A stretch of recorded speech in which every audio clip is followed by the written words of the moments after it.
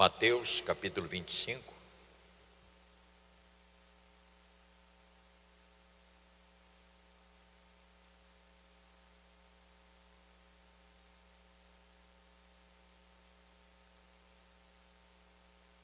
Às vezes nós vamos ler determinados textos e a pessoa às vezes acha muito simples, conhece tudo. Mas na verdade, o grande erro da maior parte é que desprezam esse ensinamento de Jesus e começam a querer falar coisas que nem ele entende ou que os outros disseram. O que está escrito nos evangelhos é a palavra do Senhor Jesus. Estes ensinamentos aqui não é de Rubem, não é de Luiz, não é de Arlindo, não é de nenhum homem, isso aqui é de Jesus. Foi transcrito por homens que andaram com ele. Eu tenho dito, não despreze Mateus, Marcos, Lucas, João, Pedro, Paulo, estes homens, mais Pedro, Tiago, estes homens andaram com o mestre. E quem anda com o mestre tem o que falar, porque aprenderam direto da fonte que era ele. Então nós não podemos ler a Bíblia e achar, não, essa passagem é muito conhecida. Não é isso não. Não existe isto. Sempre tem uma palavra nova para hoje. Você crê nisto? Capítulo 25, a parábola aqui diz das 10 virgens.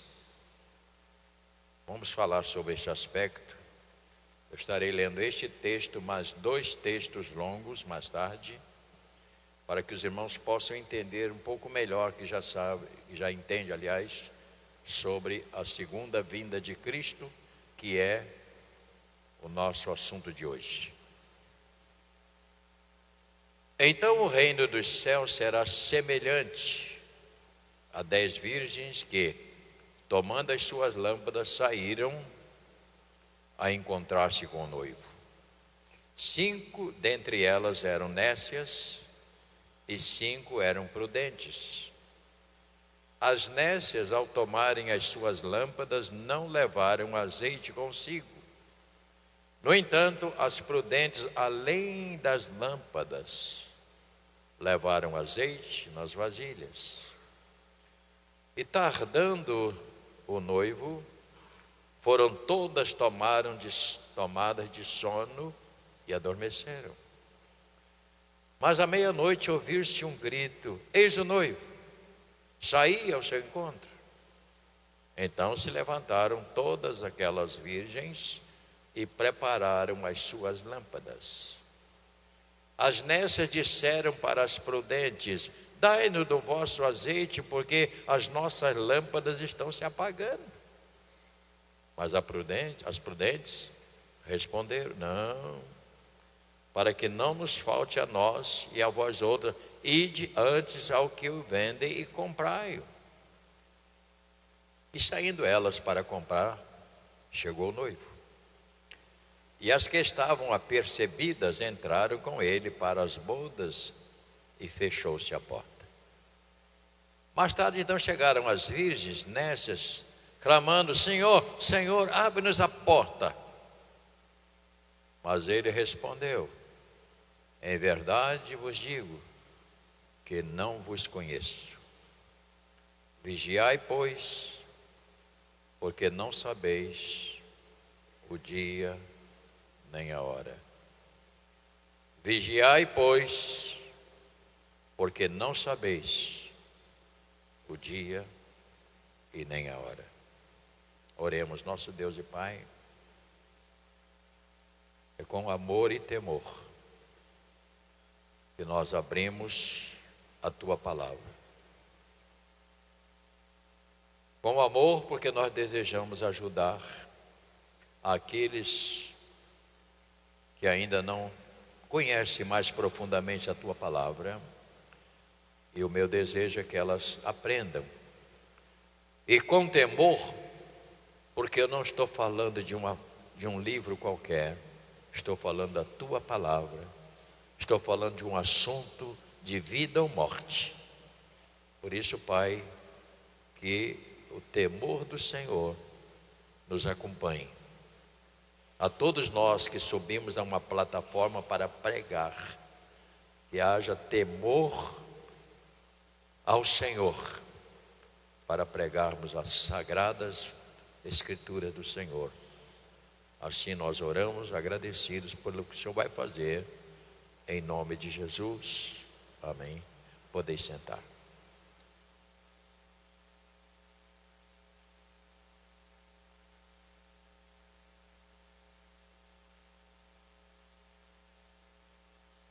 Ao falar sobre a vinda do Senhor,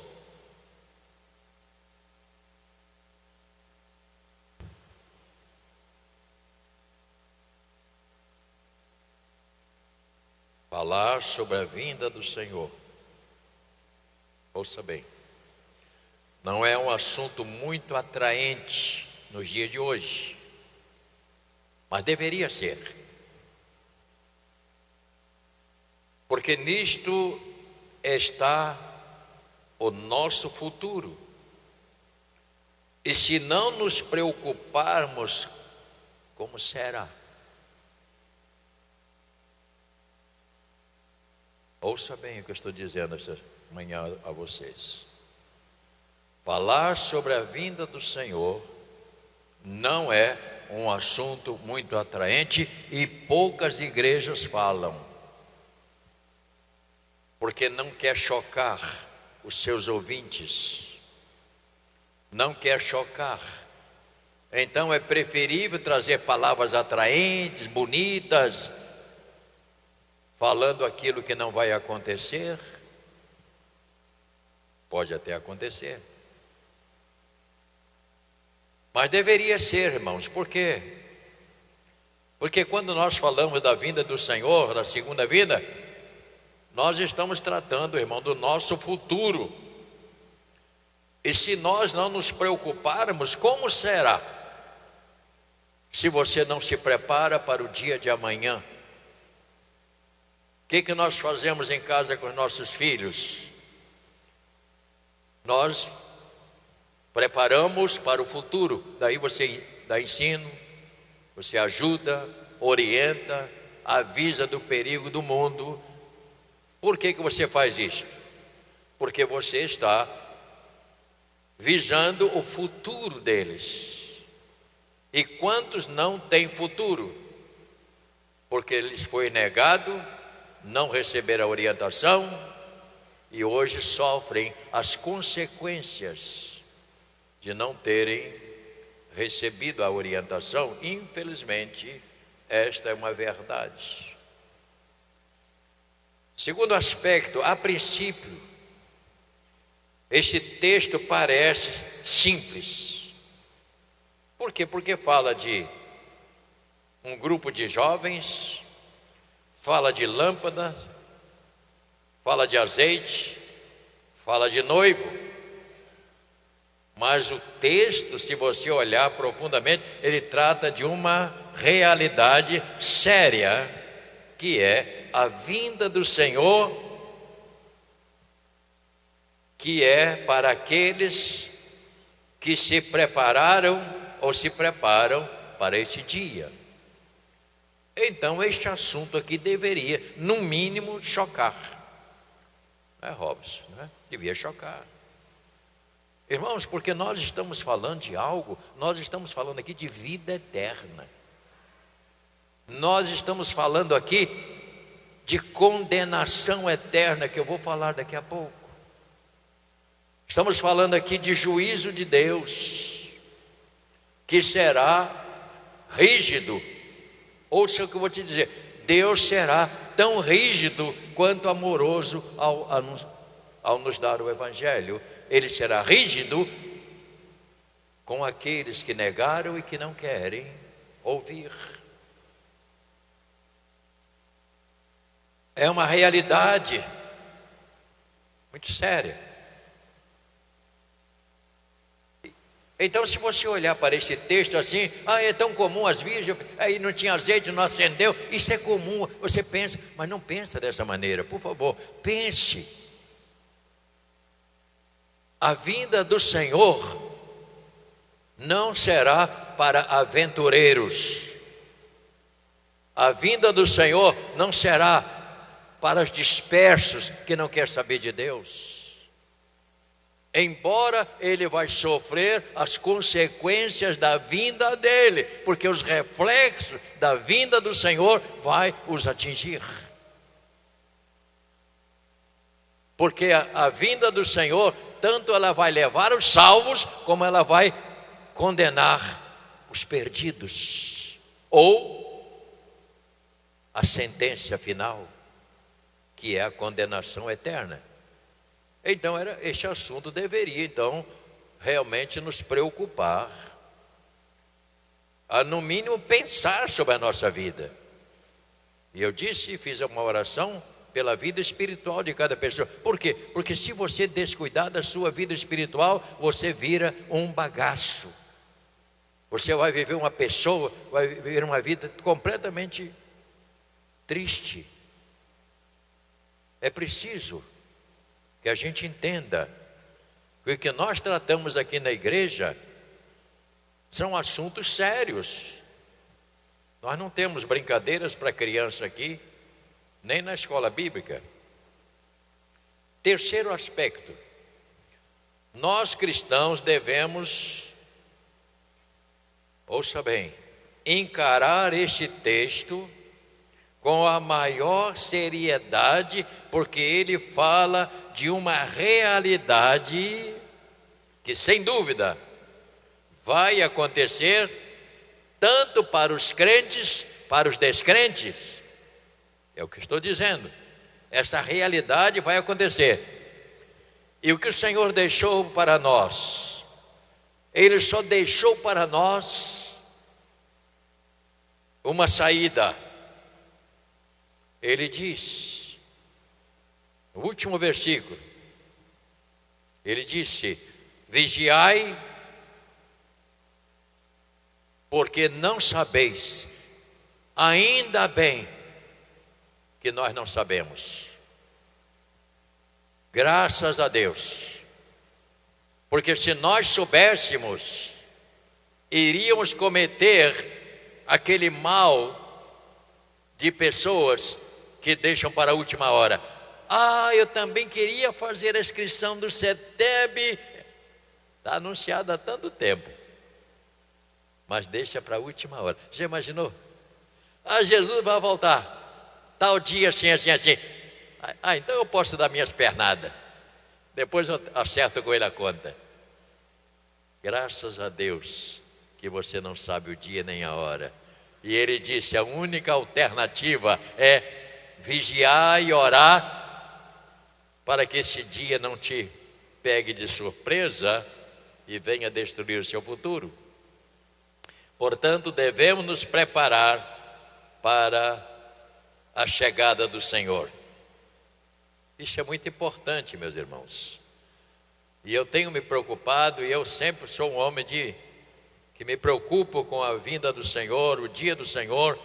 Eu sei que eu não sou um grande pregador, eu sei que eu não sou um teólogo, eu sei que um monte de coisa eu sei que eu não sou, mas uma coisa eu sou uma pessoa cristã e que acredito no que diz a palavra de Deus. Eu creio nisto. A minha vida é isso aqui, eu creio. Isso não me impede de brincar, às vezes brinco, mas isso não quer dizer que eu estou tentando destruir as coisas. Não faço isto. Então este assunto de hoje nos leva a fazer mais duas leituras, uma de orientação, nos mostrando como deve ser a nossa conduta dentro deste mundo. Será uma leitura mais longa, mas eu espero que você não olha para o irmão e vê se ele está cochilando. Se tiver, meu irmãozinho, acorda. Conhece aquela irmão, não dorme não, senão a Bíblia vai cair da sua mão. Ai, não. Conhece isso? Diga para o irmão, você está acordado, minha filha? Diga para eles, agora vem chumbo grosso.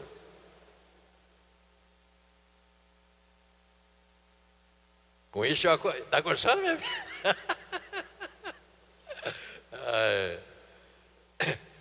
Eu hoje levantei na marra. Eu acordei, era 4h15. Minha vontade era ficar dormindo. Eu hoje acordei sem querer. Despertador, não parava. Eu tive que levantar, mandar ele parar. Aproveitei e levantei. 2 Pedro.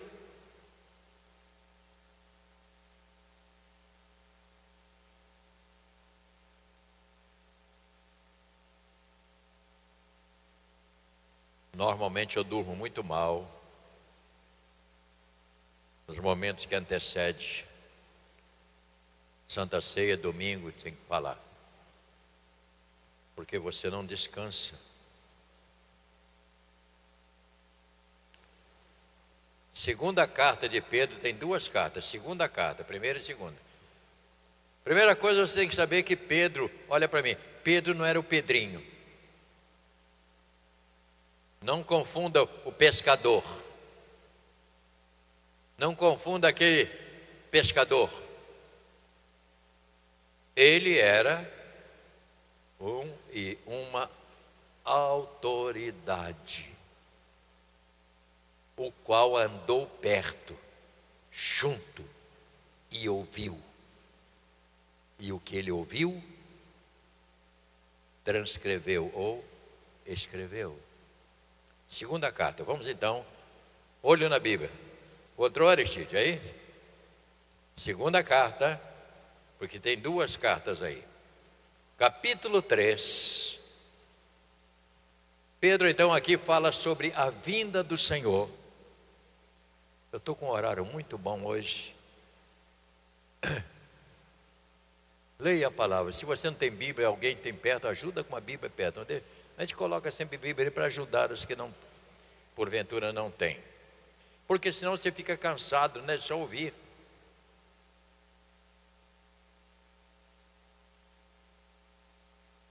A vinda do Senhor e o seu significado. Diz assim: amados, esta é agora a segunda epístola que vos escrevo, e em ambas eu procuro despertar com lembranças a vossa mente esclarecida, para que vos recordeis das palavras que anteriormente foram ditas pelos santos profetas, bem como do mandamento do Senhor e Salvador ensinado pelos vossos apóstolos. Tendo em conta, antes de tudo, olha que coisa grave, tendo em conta, antes de tudo, que nos últimos dias virão escarnecedores, com seus escárnios, andando segundo as próprias paixões, dizendo: onde está a promessa da sua vinda? Porque desde que os pais dormiram, todas as coisas permanecem como desde o princípio da criação. Porque deliberadamente esquecem que de longo tempo houve céu, bem como terra, o qual surgiu da água, através da água, pela palavra de Deus, pela qual veio aparecer o mundo daquele tempo, veio perecer, aliás, o mundo daquele tempo, afogado em água. Ora, os céus que agora existem e a terra, pela mesma palavra, tem sido entesourada para o fogo, estando reservada para o dia do juízo e destruição de quem? Dos homens ímpios. Isso é muito sério. No verso 8 ele diz: todavia, uma coisa, amados, que não deveis esquecer, que para o Senhor um dia como 1000 anos, e 1000 anos como um dia. Não retarda o Senhor a sua promessa, como alguns julgam demorada. Pelo contrário, Ele é longânimo para convosco, não querendo que nenhum pereça, senão que todos cheguem ao arrependimento. E aqui nós temos uma resposta para pessoas que dizem que Deus não é bom. Ele quer. Agora no verso 10, virá entretanto como ladrão o dia do Senhor, no qual os céus passarão com estrepitoso estrondo, os elementos se desfarão abrasados, e também a terra e as obras que nela existem serão atingidas, visto que todas estas coisas hão de ser assim desfeitas, deveis ser tais como os que vivem em santo procedimento e piedade, esperando e apressando a vinda do dia de Deus, e por causa do qual os céus incendiados serão desfeitos e os elementos abrasados derreterão. Versículo 13, aqui nós temos uma resposta de promessa que vamos verificar mais tarde lá no final da Bíblia. Nós, porém, segundo a sua promessa, esperamos novos céus e nova terra, os quais habitam o quê? Juízo. Habita a justiça. No verso 14, para concluir, por esta razão, pois, amados, esperando estas coisas, empenhai-vos por ser achado por Ele em paz, sem mácula e irrepreensíveis. Verso último que nós lemos, 14. Por esta razão, qual? Todas aquelas que foram recomendadas por ele em todo o capítulo 3. Por esta razão, esperando estas coisas, empenhai-vos. O que é empenhar? É você lutar. Você que está fazendo faculdade, você tem que se empenhar. Não adianta, eu não vou à aula hoje, que aquele professor você não pode fazer isso, você tem que se empenhar. O dia que não tem aula, você tem que estudar em casa, você tem que se preparar, porque se você não se empenhar, não vai atingir o quê? O objetivo, que é formação, se preparar, etc, etc. Então, nós como cristãos, temos que nos empenhar. Estava falando com Jonatas. Jonatas, eu prefiro que não toque do que gente que vem para aqui tocar, que não está nem aí para Deus. Toca, não, hoje eu tenho que tocar, estou escalado. Isso aqui não é lugar isso aqui não é o time do Flamengo, não. Isso aqui é lugar para gente que vem servir a Deus com seus instrumentos. Não me faz nenhum favor vir tocar. Falo com todas as letras, por quê? Porque nós temos que entender que quem está tocando aqui, tem que ter o mesmo espírito que nós temos aqui na pregação, na palavra. Você tem que estar empenhado. E eu louvo a Deus por vocês que estão de Bíblia na mão aí, graças a Deus. Porque nós estamos trabalhando juntos.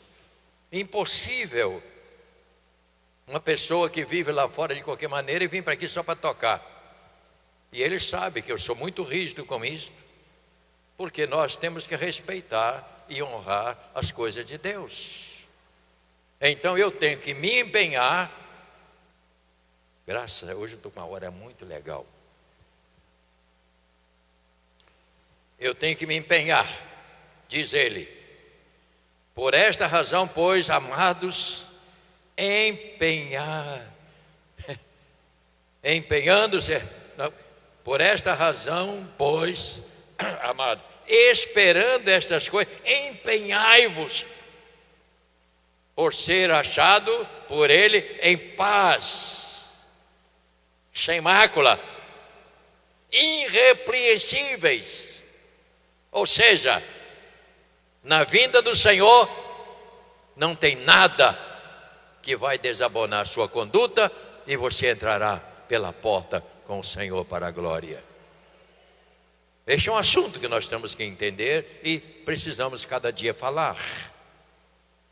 E eu fico muito à vontade para falar dessas coisas, porque esta é uma preocupação que nós temos aqui como igreja. Como igreja, nós nos preocupamos. Muitos dizem assim: bispo, mas o bispo não traz cantor evangélico aqui, que se trouxer um cantor evangélico, a igreja vai ficar muito cheia. Não vai ficar cheia, vai ficar inchada.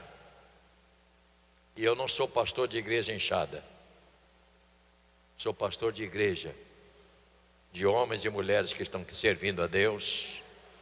Faça sol, faça chuva, não precisa de motivação para vir à igreja. Vem à igreja porque a motivação maior é ser um cristão e temer a Deus. Porque quem vai à igreja para ouvir cantor evangélico, meus pêsame,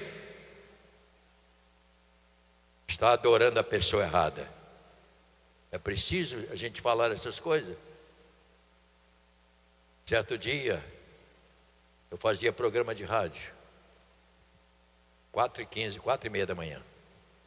Alô, gente boa, tudo bem? Tá. E aí, tá saindo para o trabalho, tá? Pegou a marmita? Deixou um dinheirinho para a esposa comprar alguma coisa, depois reclama que ela não fez nada para a janta. E os caras que quase me matavam. O que tem com a minha vida? Mas eu ganhei muito dele para Jesus. Aí um dia, uma pessoa famosa ali me procurou com seu empresário. Fulano disse que quer ir na sua igreja, porque quando o dia que ele for lá, vai botar pelo ladrão. Eu digo: lá não é lugar de ladrão. Esse homem foi tão apagado que nunca mais se viu falar nele. Foi ele que inventou essa moda de cantar de bonezinho virado para trás, de bermudão. Não só morreu, mas fez um monte de vítima, que estão hoje aí destruídas.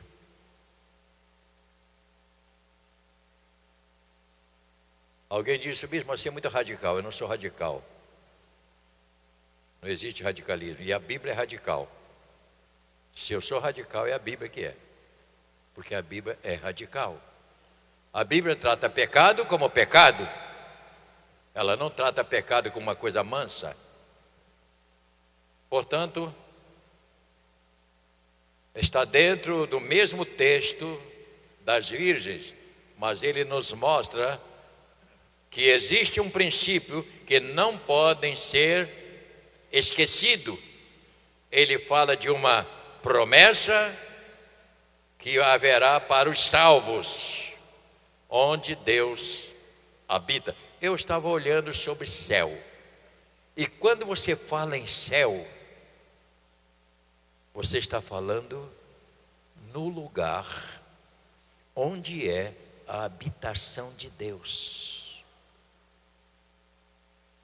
Você está falando no lugar onde é a habitação do céu, a habitação de Deus, os céus.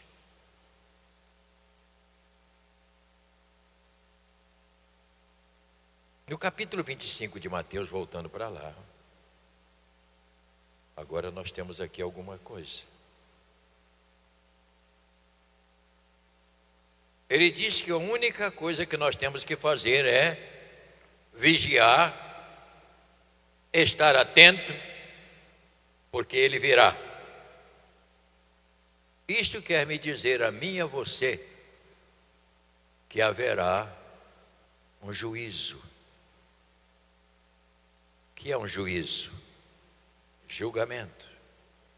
O que se espera num julgamento? Absolvição?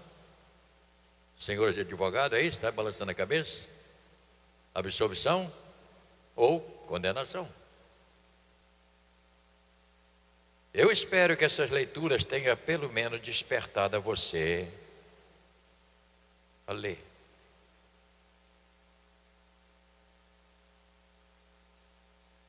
Capítulo 21 fala de novo céu, nova terra, que Pedro falou. Pedro disse lá: na sua segunda carta, capítulo 3, diz sobre isso. Haverá novo céu, nova terra. Para quem é esse novo céu, nova terra? Esse novo céu não é para incrédulo. Essa nova terra não é para incrédulo, é para os salvos. Eu espero que você não esteja cochilando, porque você vai. No capítulo 20, está aí aberta a Bíblia, nesse mesmo capítulo, não é isto? Verso de número 11, diz assim: Vi um grande trono branco, e aquele que nele se assenta, de cuja presença fugiram a terra e o céu, não achou lugar para ele. Vi também os mortos, os grandes e os pequenos, postos em pé diante do trono. Então se abriram livros, ainda outro livro se abriu, o livro da vida foi aberto.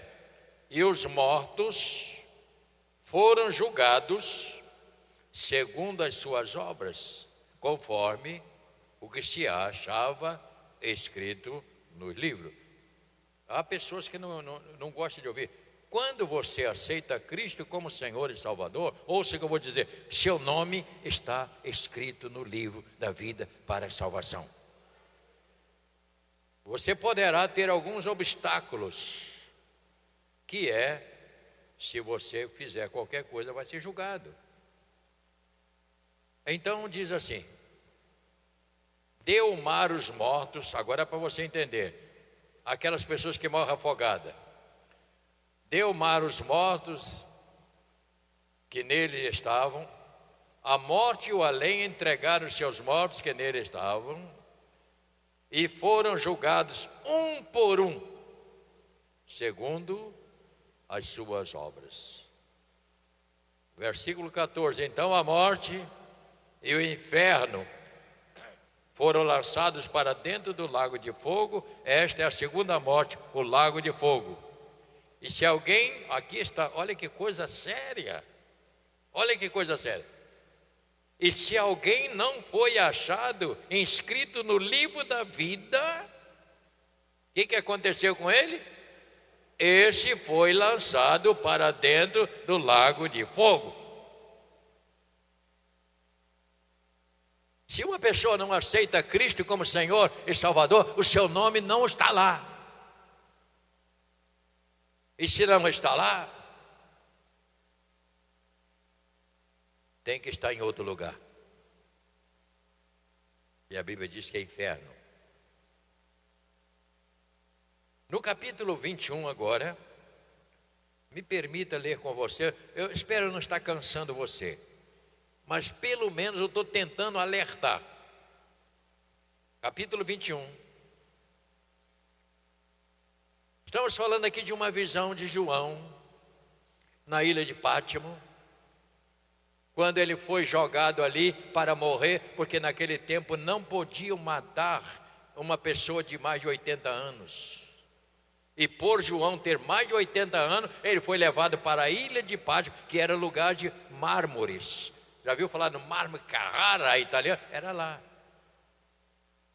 E os presos trabalhavam nestas minas. E ele, no dia do Senhor, que não é sábado, é o dia que separavam para descanso, porque era o dia de jogar incenso na fogueira e declarar que César é meu Deus. Não, César é meu Senhor, César é Deus. É lá. E João estava lá, 80 anos recolhido. E neste dia o Senhor aparece para ele e nos mostra todo o plano, dá para ele o espelho dos acontecimentos. Leia. Vi novo céu, nova terra, pois o primeiro céu, olha que coisa fantástica, Vi novo céu, nova terra, pois o primeiro céu e a primeira terra passaram, o mar já não existe. Vi também a cidade santa, Nova Jerusalém, que descia do céu da parte de Deus, ataviada como noiva adornada para o seu esposo. Então ouvi grande voz vinda do trono dizendo: eis o tabernáculo de Deus com os homens, Deus habitará com eles, eles serão povos de Deus e Deus mesmo estará com eles. Aleluia! Olha que bênção, verso 4. E lhes enxugará dos olhos toda lágrima, a morte já não existirá, já não haverá luto, nem pranto, nem dor, porque as primeiras coisas passaram. E aquele que está sentado no trono disse: eis que faço nova todas as coisas. E acrescentou: escreve, porque essas palavras são fiéis e verdadeiras. Diz-me ainda: tudo está feito. Eu sou o alfa, o ômega, o princípio e o fim. E a quem tem sede, darei de graça da fonte da água da vida. E os vencedores, aleluia, os vencedores herdará estas coisas, e eu lhes serei Deus, e ele me serão filhos. Oh Deus eterno, oh Deus eterno, estou falando para a tua igreja, Senhor. Eu estou falando para o povo do Senhor. Eu estou dizendo, alertando o teu povo, Pai. Aleluia. Eu estou alertando, ó Pai.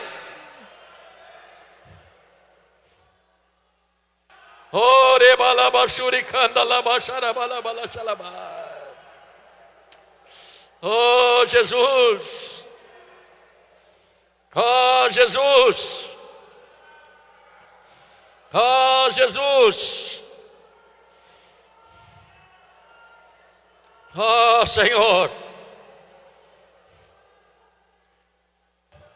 acorda, irmãos. Irmãos, acorda. Não descuide da sua vida. O assunto é sério.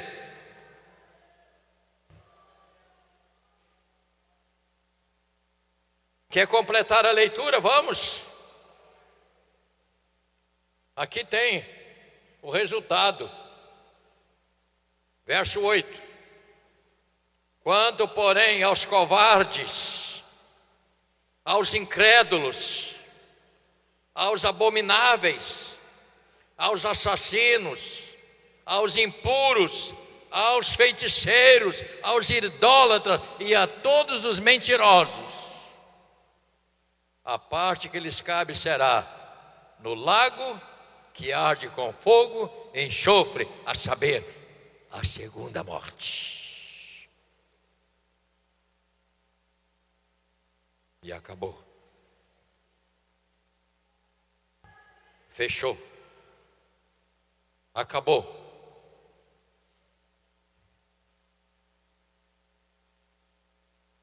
Aqui nós temos o panorama. Onde nós iremos habitar? Em Jesus. Nós iremos habitar em Jesus, em Deus, pois a mensagem de Deus em Jesus foi salvar os que creem. Nosso destino final é habitar com Deus por toda a eternidade e vivermos para sempre com o Senhor. E a igreja que concorda, diga amém.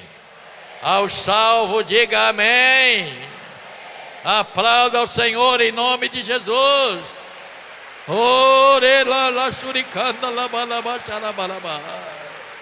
Oh Espírito de Deus, oh Espírito Santo,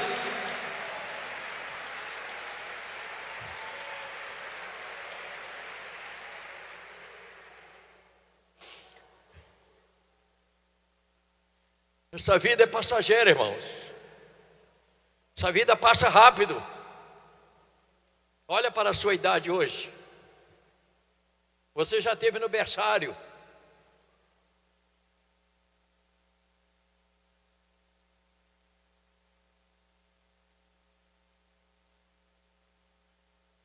Glória a Deus. Bendito seja Deus. Bendito seja o Senhor.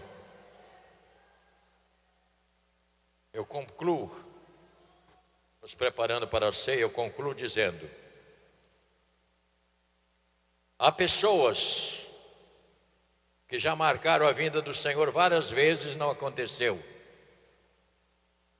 Não foi, houve um problema lá nos astros e agora a data foi para tal.